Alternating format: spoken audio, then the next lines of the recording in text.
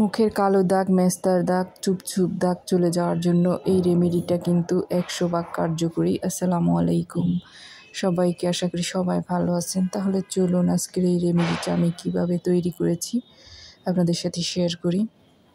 খুবই চমৎকার কাজ দিবে। এই যে প্রথমে আমি আলু ধুয়ে খোসাটা ফেলে গ্রেট করে নিয়েছি, গ্রেটার দিয়ে। এখন আলুর যেই পানি রসটা আছে আর কি, জুস যেটা, সেটা আমি খুব এইভাবে করে চিপে বের করে নিচ্ছি। একটা আলু নিয়েছি আমি বড় সাইজের।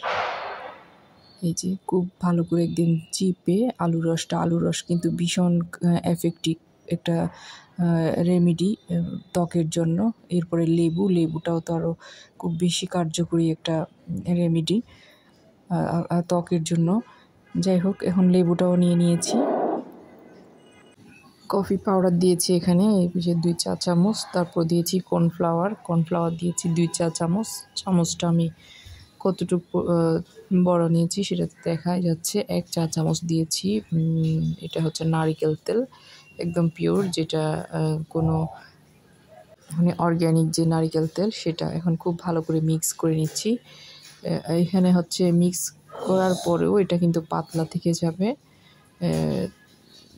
যার কারণে এটা হয়তো আপনাদের ভালো নাও লাগতে পারে এইভাবে লাগাতে। এরপরে হচ্ছে এখানে আমি 2 উঁচা করে প্রায় 1 টেবিল চামচ বেসন মিক্স করেছি।